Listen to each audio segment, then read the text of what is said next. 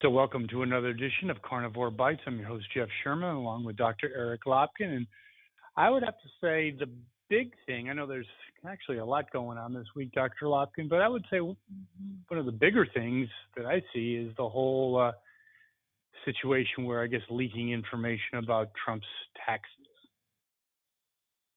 What impact do you think it's going to have? Well, first of all, what do you think about it? And then what impact? Well, I mean, I don't really think there's going to be too much impact. The IRS. Can I interject one thing? Because I, crazy enough, thought it was kind of a positive. Like the guy went down and he came back up. It's the American story. I mean, it didn't even faze me. No, and that's just it. I don't think it's going to faze many people. Do you agree with me in terms of it's kind of the American story? Some people, they go down and they just continue to go down and they never even try to rise up anymore. They just call it quits. I've seen that before. Yeah, I mean, America is, the land of success. We try, everybody's aiming for it. But the fact of the matter is, nobody succeeds all the time.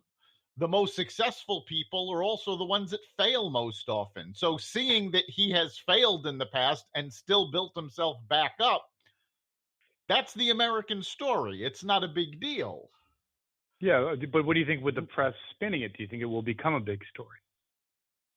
I don't think they're going to be able to spin it long enough for it to matter.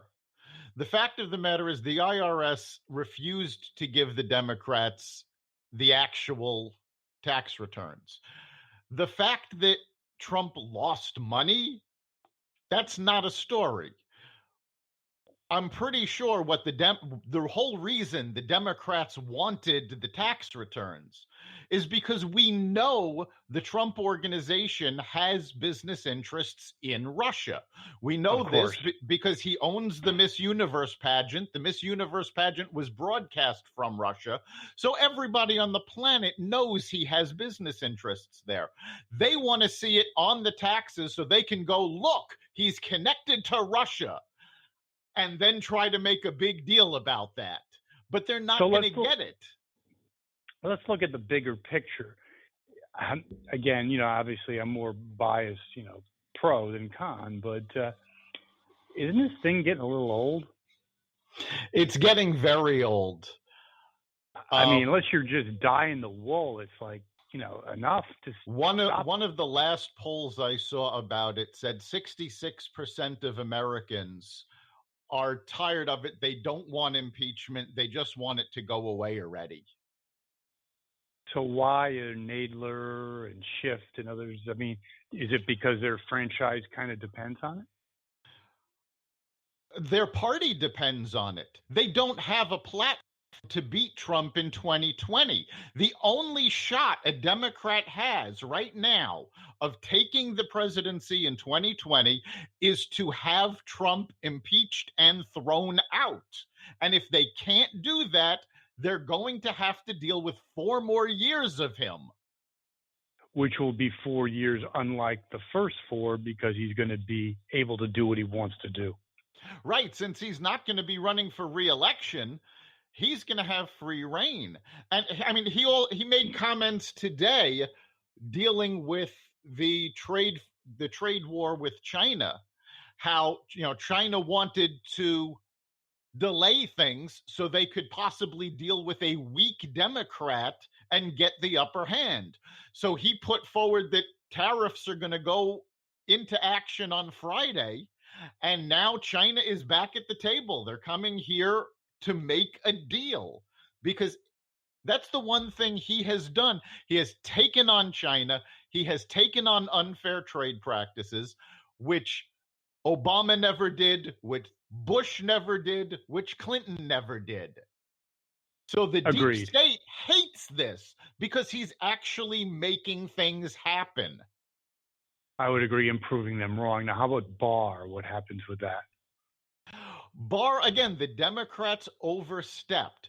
They're talking about contempt of Congress because he refused to show up. Well, guess what happens?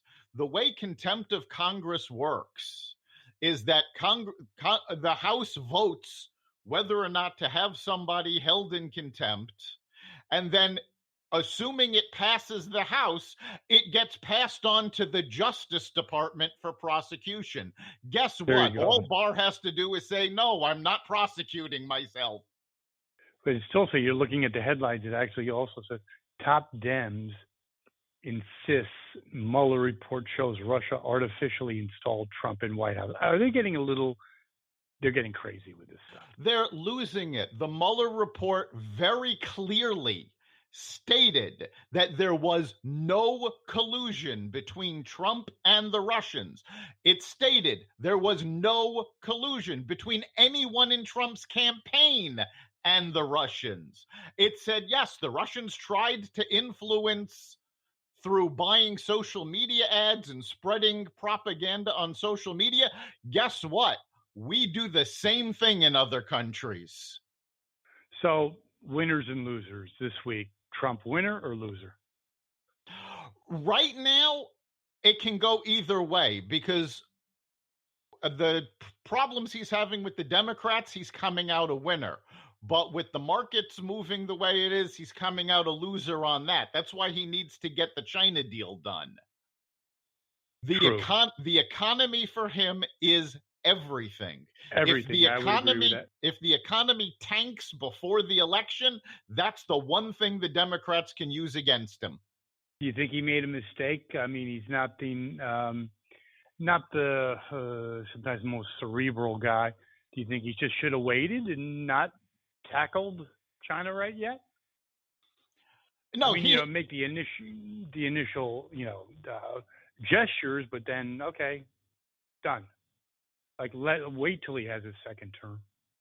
No, he had to tackle China when he did, because to put the tariffs in place, to take the economic actions that are necessary to, really, put China behind the 8 ball, he had to do it when the economy was at its strongest. And that was right after the tax cut went in. If he waited, the economy would eventually slow down. It's already starting to slow. If it slows too much, the damage from the tariffs can't be absorbed. So he had to do it when he did. Very good. Any final thoughts, Dr. Lopkin? I think right now, everything is going to depend on the economy. The Democrats have nothing involved with the Mueller report.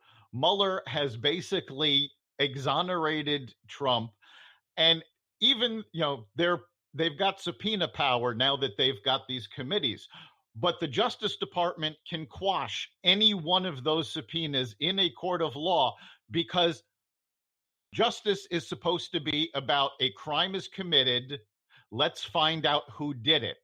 What they are doing is, we don't like this guy, we're going to find a crime to pin on him. And the justice system doesn't work that way. I would agree, Lopkin. Thanks for another great exchange on Carnivore Bites. See you next week. You've been listening to Carnivore Bites, part of the Exvadio podcast network.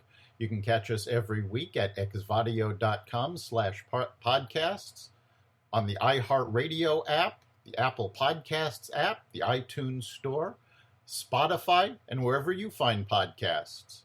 You can also catch us live every Friday at 4 on WESU FM 88.1.